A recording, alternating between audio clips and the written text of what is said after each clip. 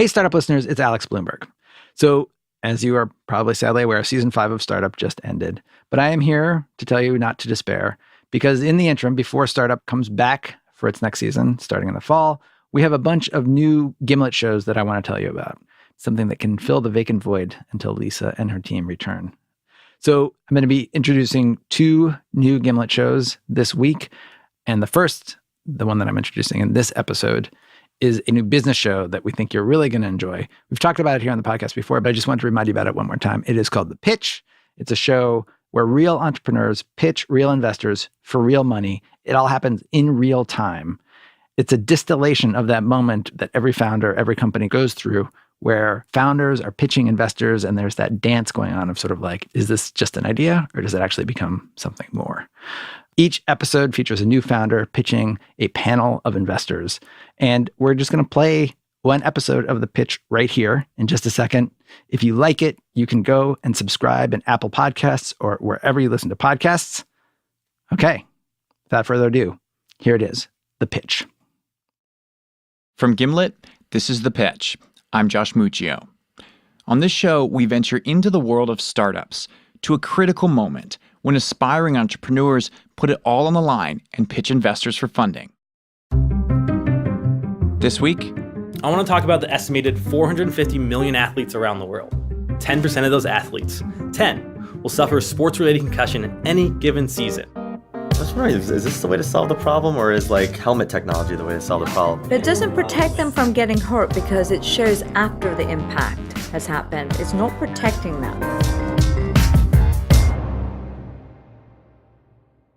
today an entrepreneur lays out his plan to reduce head trauma in sports. But can he get coaches, athletes, and our investors to play for the same team?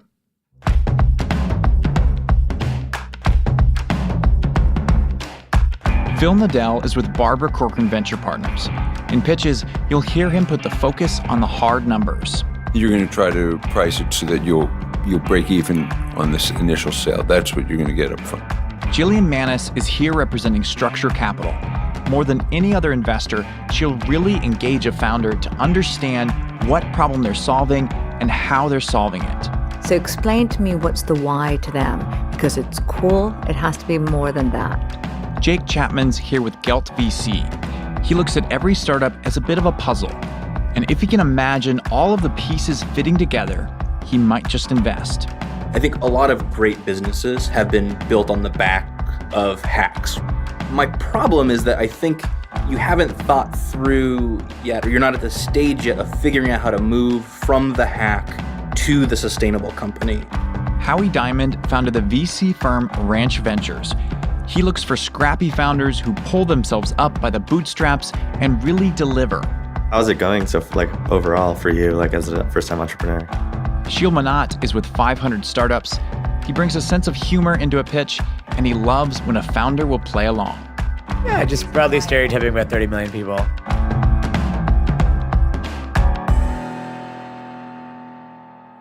All right, here we go. Yeah, send it to me. Hey, how are you? Sheel. Coordinate. What's your name? Anthony. Anthony, I'm Phil. Pleasure to meet you. Nice to meet you. It's been a long day of recording, and our investors are a bit fatigued. When Anthony Gonzales strides in, sporting a big smile and a snappy outfit, you can feel the mood in the room immediately lift. Love your outfit. Hi, I'm Jillian. Anthony, let me just say, you haven't said a word yet, but so far you are the best dressed pitch man Absolutely. we've had. Best dressed founder. Wait, is that a All right, well, I'm going to get started here. I'm Anthony with Force Impact Technologies. Force Impact? Force Impact Technologies, and we've created the FIT platform. Our goal was to identify, document, and reduce the amount of traumatic brain injuries in sports. Ever since I was a young kid, I've been involved in every level of sport, all the way up into college where I played rugby at Arizona State. Go Devils. While concussions in sports are nothing new, in the past decade or so, both the professional sports and medical communities have awoken to the severe risks posed by repeat head injuries. And where there's a problem, there's bound to be enterprising entrepreneurs like Anthony, who are ready to combine their love of sports with their nerdy fascination with hardware. What is your background? I have an MBA in supply chain and logistics. I work for Avnet Electronics, which is the world's largest distributor of components. That's where I got all my hands on all this fun stuff. Where are you guys based? I'm personally in Los Angeles. My co-founder's in Phoenix. He's phenomenal. Like, we've been at this for 4.5 years. We're not a new startup. We're not just coming up with something. We've spent a lot of time thinking about this and making sure our execution strategy is optimally strategized. So 4.5 years seems like a while. 3.5 years. 3.5 years. Anthony is really taking the start out of startup. Often, when investors hear an entrepreneur still trying to raise their round after several years, it can be a sign that something is fundamentally wrong. Is it a timing issue, do you think? Or is it just taking that long to... It's really hard to create something tangible when you don't have any money. Yeah. I don't know how to explain it. It's just No. iterative process. That makes Raise sense. money, be frugal. We've gone through 2 accelerator programs. Years of work and 2 accelerator programs without much money to show for it has meant Anthony and his team are barely scraping by. Getting the funding he's asking for would be his chance to break out of this frugal mindset and actually build his company. How much have you raised to date? I'm coming in today with $250,000 committed to this round. We're currently raising an additional $500,000 to make it a total of $750,000. We're really looking for more than an investor. We want someone who's going to meet with us, go to our wedding, be our friends. That's smart. Got to hang out with us. Like, we know we're going to be married to these people, and so I'm here to date you guys. I want to learn about you. You guys want to learn about me, but we're really looking to selectively and strategically bring on people who we can work with for the next near future. I always tell founders that early stage investors are actually co-founders. Right. So I couldn't agree more. Absolutely. I roll up your sleeve, dig in. Speaking of rolling up your sleeves, it's time to hear what Anthony's actually selling. But I'm not here to talk about me. I want to talk about the estimated 450 million athletes around the world. The Center for Disease Control estimates as many as 10% of those athletes, 10, will suffer a sports-related concussion in any given season.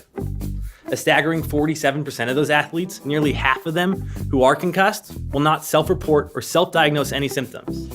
That means every single year, millions upon millions of individuals are remaining on the field with an unidentified or undocumented history. The FIT team set out to change that. To change it, Anthony focused on early warning detection at the point of impact through the use of a smart mouthguard. Our intelligent mouthguard, which seamlessly integrated into a standard mouthguard.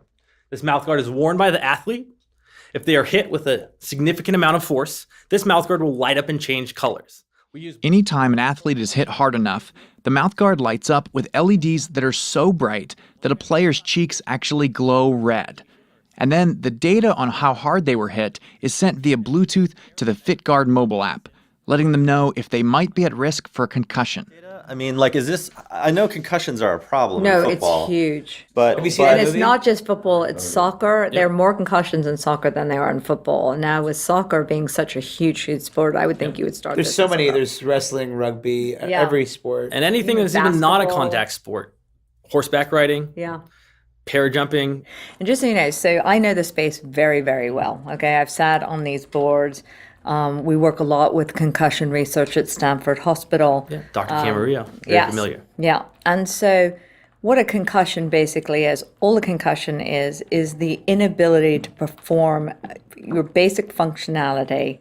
And that could be everything from not being able to, as you know, to focus, to just being a little bit off center, to not being able, I mean, that is called a limited concussion. You know that. Mm-hmm. It's music to an entrepreneur's ears to hear an investor digging into the severity of the problem you're trying to solve. The trick is, of course, convincing them your solution is better than the alternatives.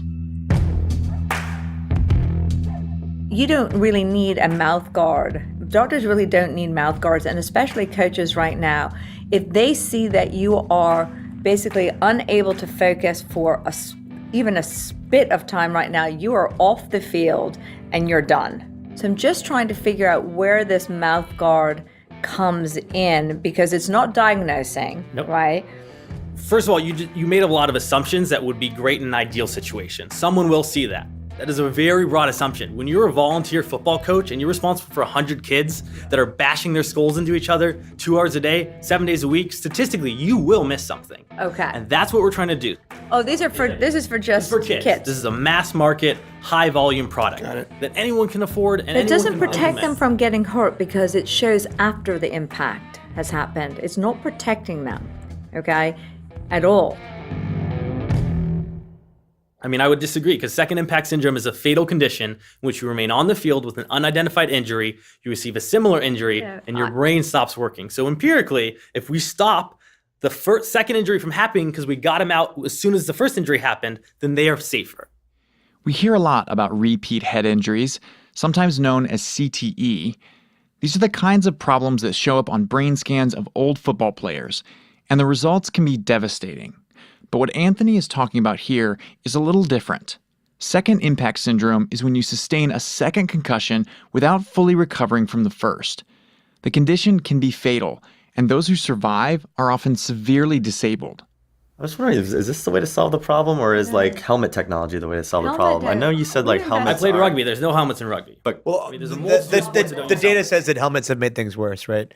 There are more concussions. Helmets post-helmets. reduce skull force, not cranial acceleration. Exactly, yeah. And it makes people reckless, right? It does. Moral chaos. And then they hit. Yeah. You're yeah, 'cause more I'm risky trying to because you figure out feel how we get protected. down to the root of the problem. And I guess we can't solve the root of the Yeah, problem maybe unless there's we no- just like can't root of the problem stop is, playing like, football. Stop hitting your Yeah, head exactly. against I was things gonna that are say hard is the root of the problem. Stop playing sports. If the investors are in agreement on anything, it is this: sports are dangerous. But they also know this is probably not going to stop people from playing. The obvious next question is, are Anthony's mouthguards the key to helping people play sports more safely? Will you show us the mobile app and Of what course, yeah. what does it pass this do? around. So our So- mobile app. Let's say this is me. Yep. I just got hit in the face. Great. Want me to Let's demonstrate? reenact it. There you So go. it's going to sync it up. You're going to download it. First, the mouthguard is going to change colors if it was a significant amount of force. Okay. So the data you're receiving from the teeth or the jaw, or it's from where? Cranial Where is it acceleration. So how fast is the head moving in a frame of space? From the mouthguard.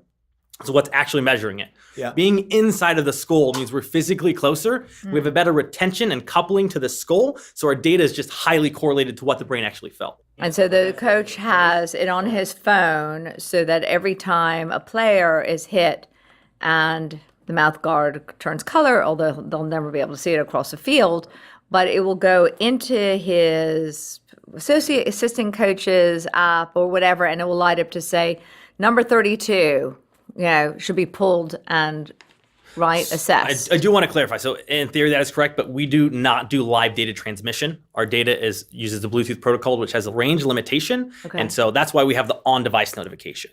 So the mouthguard changes colors, come over, sync to the app. It'll sync up if you're within 10 meters. Just Why so don't you you make it know, those vibrate, kids are Dad? never going to come in on their own. And just like that, Jillian pulls the room towards a very different conversation. Not about technology, but about the social dynamics on the field.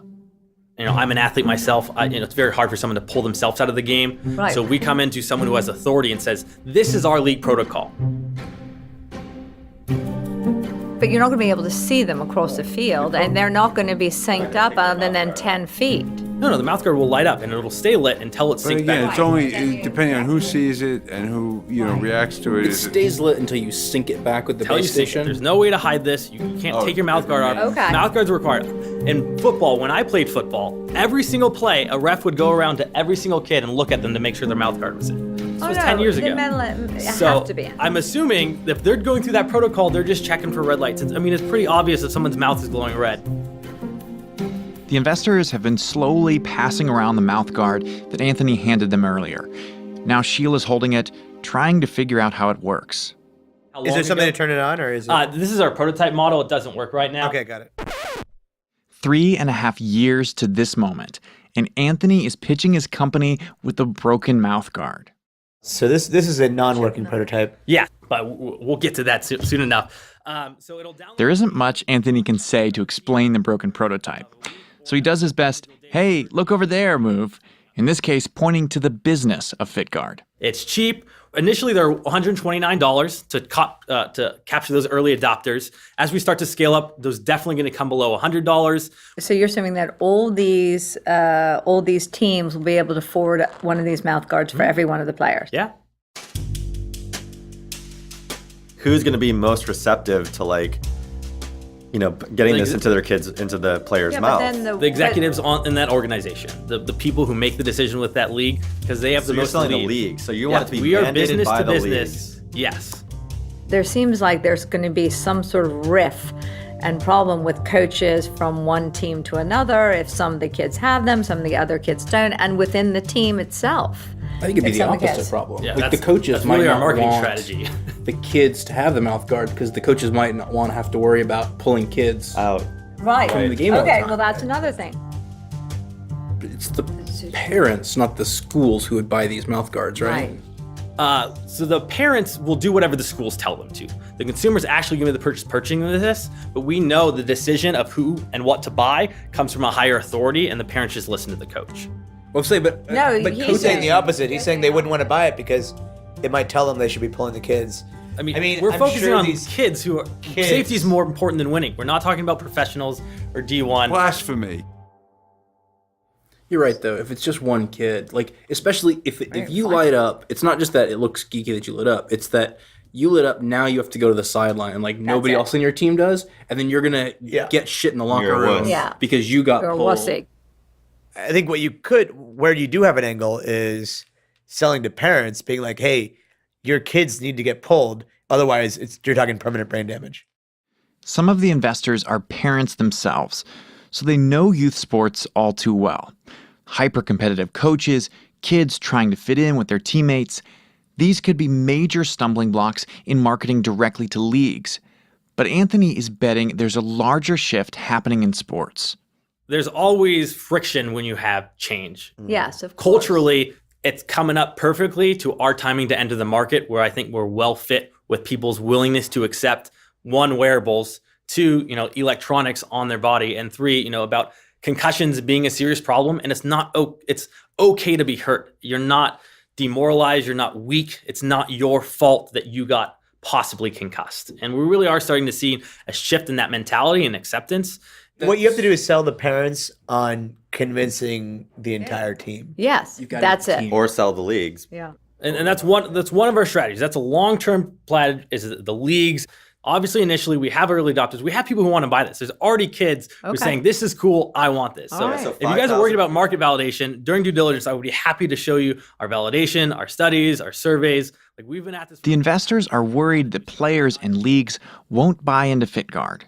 But Anthony's confident in his product, and with good reason. How far along are you now? We're doing some validation testing with Arizona State University, coached by Olympic medalist Zeke Jones, also coaches the USA freestyle team. How much are they paying? They paid like $7,000 for about 20 units because they're research grade. We're researching with the government of Japan and their judo. They've recently mandated judo as a requirement for high school sports, so they want to validate the riskiness of that. So these are all just conversations you've got going on with these folks? These are or- active letter of intent research So no programs contracts. that are ready. Yeah.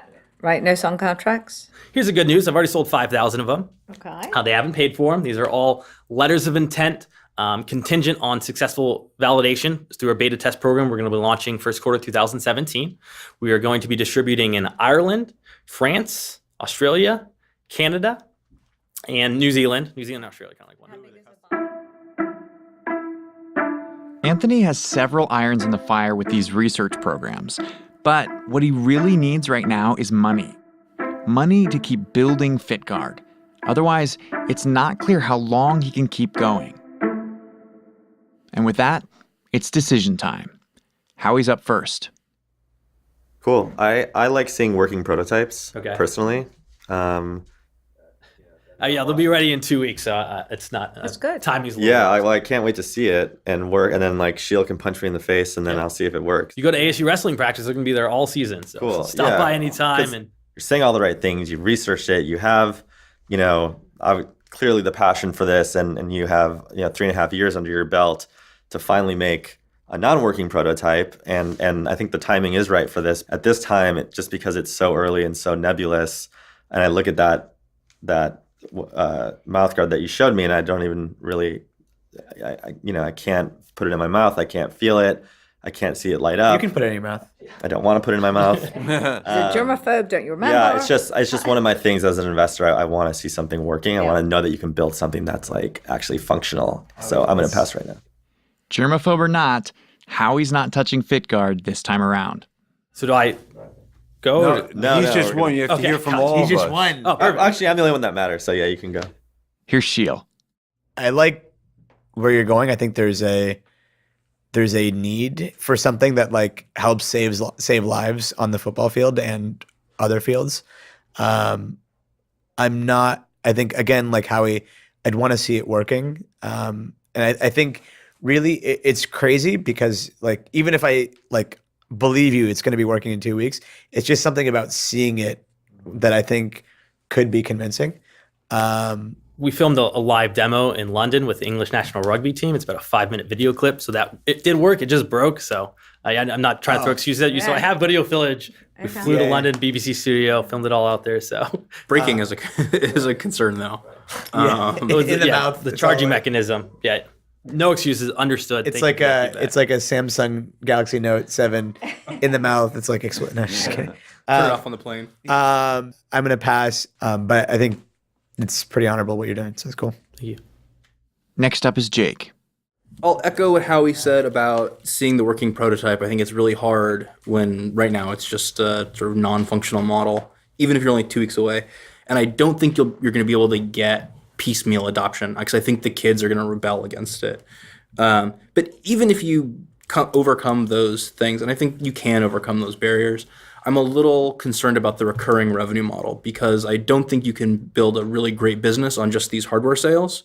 And I think that's really what you need to make this business big long term. Right. In the long term, we have those things in the pipeline that the permutations to make money are out there, and there's money to be spent on sports. So we're looking to capture it. Okay. I mean, for now, for the product you've got, for where you're at, I think I'm going to pass. Okay. Jake's out. Now it's Phil's turn. I mean, I respect the mission. I think it's great. There is a problem out there. Right. For me, I don't feel like it can add a whole lot of value in this particular space. It's not something that I don't like the model. I'm not seeing the path to recurring revenue. I see hardware sales, and that's all I'm seeing right now. And so for that reason, I think it's too early for me, so I'll pass. Okay, cool.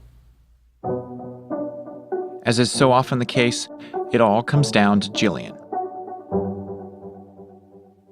Oh, goodness. Okay, so first of all, I want to say that we so appreciated your incredibly high energy. You smile all the time. You make us feel like, we really like you. And I think it's important when you're selling something. It's all in the presentation, a lot of it is. So you should teach people how to do this. Thank you. I have a very emotional response to this because I've had 2 children that have had concussions. One is from soccer from repetitive hits and one from football. And what I look for is something that will prevent concussions. So I do understand this would prevent the second concussion, but I'm trying to find something to invest in that would prevent the first concussion. And maybe that's just my maternal instinct, connecting to this. It is too early for me, absolutely. But I do think you're onto something. And the fact that you're trying to help young people and trying to do something that we all need to be doing proactive around concussions, good for you. So I'm going to pass, but I think that I'd like to see what happens when you do launch and beta. Okay. Okay? That sounds great. Okay. Jillian is out. And with that, Anthony seems to have struck out swinging with our investors. But he still has the same smile he walked in with.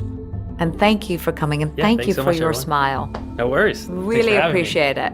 It is helpful at the very end, where I've had so many chia bars today and glasses of tea that all I needed was a great smile and a good attitude. You have a great attitude.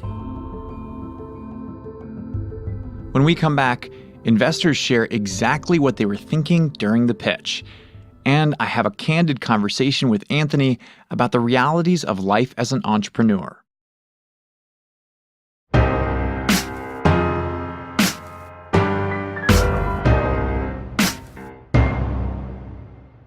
Welcome back.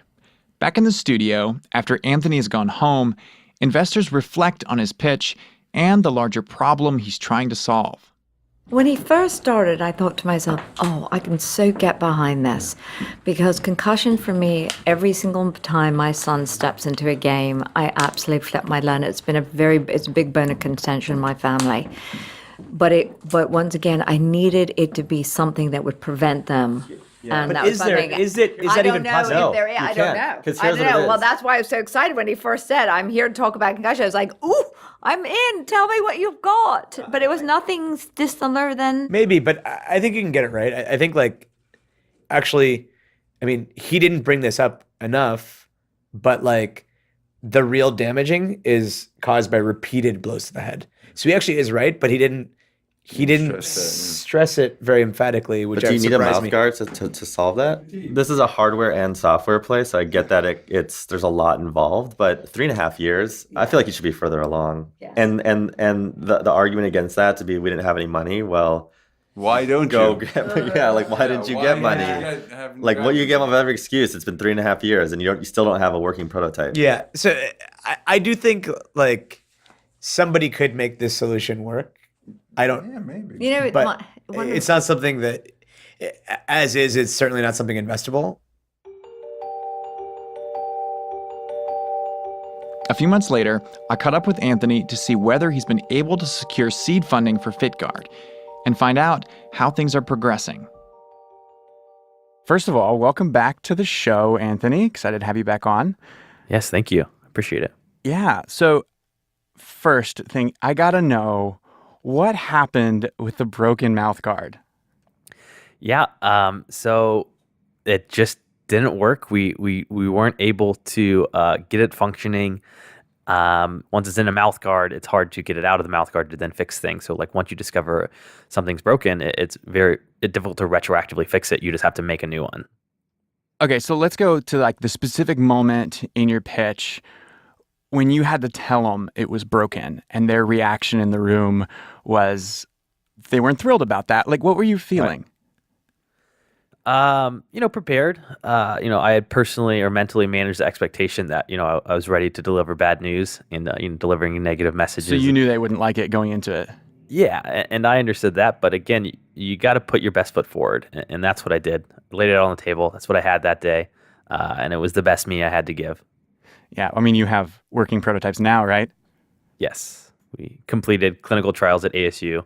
Oh, did their you? wrestling program last year, and they signed up for next year. And we've rebroken a bunch of those prototypes. So they've broken to me, prototypes break all the time. So it wasn't like that big of a deal because in my reality, I've broken hundreds of prototypes. Like that's just what happens to prototypes. You work with them until they break, and then you find out how you broke them, and you fix that for the next one. Yeah, you sound like Edison and like, yeah, we had 1,000 failures before we came up with the one light bulb filament that works. Exactly. But yeah, we're going to be a 10-year overnight success. Yeah. Thinking back to the investors and their objections to your pitch, they didn't see the market opportunity for this. Why do you think that is? If people don't know or care or like about sports, it's difficult to communicate to them like how big it is. Perhaps I didn't do a good enough job communicating the amount of permutations that could be derived from this validation of it working well in sports, and then you can take that and put it into law enforcement, and then you can take this and work it with. I mean, the investors knew and were very familiar with what you were building, and were excited about the potential, but they still couldn't get on board. Yeah, and it's like dating.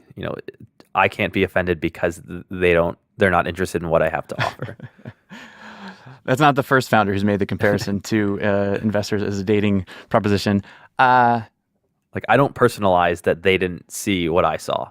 Yeah, it's my vision, and I'm my own number one cheerleader, and I'm confident in what we're going to be able to deliver. Yeah, I mean, you've been at this for 3.5 years now. Mm-hmm. That's a long time. Yeah. I mean, and I think Too the long. investors were too long. I mean, just, it's a long time. It's, in hindsight, had I known it would take this long, that would have been rather prohibitive. But, being naive and ignorant and young and passionate, I can conquer the world. But it's a journey, and there's a lot of risk that you assume with that, personally and professionally. Yeah, I mean, it really looks like you're just clawing, like scraping by, trying to make this thing work. I just think most people would have given up by now. Agreed. And perseverance is the number one indicator of success in this industry, in my opinion. If you have a good product, I mean, if you're pushing something that Right. doesn't have that, some people try to force their solution and come up with a problem, and that's not always the good case. You don't think you're doing that? No, I mean, I was at jiu-jitsu in the park on Sunday, and I got kicked in the face. I have a black eye right now. I was mildly concussed this past weekend, so I'm a firm believer that this needs to happen, and it hasn't happened. Hold on a second. So you got kicked in the face, you looked at the data, and now you're like taking it easy for a couple of weeks because you're like, oh, wow, I pegged the needle yeah. on Sunday? Pretty much, yeah. I mean, I know better. I want to go to jiu-jitsu tomorrow on Wednesday, but I know I got kicked hard enough to give me a headache and to make me foggy and my jaw's a little sore, and so I know better than to go back, but other people wouldn't. People need to know about this, and they don't. So, like, why do you have the perseverance when other people would have just stopped? Are you just stubborn? Like, I think my fiance would agree wholeheartedly with that statement. Personally, this is a foundation of what I believe in, and I just, I need to see this through. It's a personal endeavor to me at this point. It sounded like Anthony was still going full speed ahead with FitGuard, but then he told me something that kind of surprised me, but underscored just how difficult entrepreneurship really can be. So currently I had to go back and get another job after 3.5 years of running the startup. I work for the Parent Association of Life Sciences in the state of California, called Biocom. Biocom's been super helpful in making me understand how to get federal funding and how to use the government as a source of capital. Wow, you were scrappy. Yeah, you gotta be. It's classic moonlighting. But it's so weird that you would go from like full-time 100% in on this thing to now, like most founders, that's not the story. It's like you start out moonlighting and then there's this point where you're like, I'm going all in. Right. I mean, does it feel like you're going backwards? In a sense, I would almost say that this expanded the possibility for me to work longer and harder. Like I now have a steady income and health insurance and things that will allow me to then dedicate more resources into Fit. And so it just allows us to make less emotional decisions as well. Because like I know like my paycheck isn't correlated to the decisions I make. And it also allows me to separate Fit from Anthony. And I think a lot of founders internalize company success as their own success. And of course, implicitly that would be the inference. But psychologically, you need to have two different. There needs to be a clear separation. I totally get that. When I sold my company, that's what happened to me. I was just like, who am I? Yeah, founder depression is real, and people should talk about it. Yeah. So you've had like depression, something you've had to deal with as a part of this journey? Yeah, I mean, I'm a pretty optimistic and outgoing guy, and exuberant and friendly and extroverted, and so. It just comes down to like when you just feel like a different person and you question who you are and like why you're doing this and what's worth it. And like, again, it comes through internalizing, lack of success in the company. To being lack of success as Anthony. Yeah. Yeah. And that's just not the case. And so it took me a little while to understand that. And getting the job was, obviously a very humbling experience. But it's a pill you got to swallow. It allowed me to get up every day and keep doing what I do for Fit and keep kicking the can down the road. And so that was what I needed to do to be able to keep living. And so I did it. Every founder is going to have the dark times that Anthony is describing. Long days, late nights, wondering if you're crazy to believe this thing will ever take off. The term trough of sorrow was coined to describe this very feeling. 3.5 years without a real breakthrough might have sounded alarms for the investors, but to me, it shows that Anthony has the mettle to stick this thing out. He is an entrepreneur. Plus, I tend to believe moonlighting is underrated. Not every business needs to raise a ton of money and grow as fast as it can. If you don't raise venture capital, you can build the business on your terms, and it stays all yours. Maybe FitGuard will eventually take off, and if anybody has what it takes to be a 10-year overnight success, I think it's Anthony.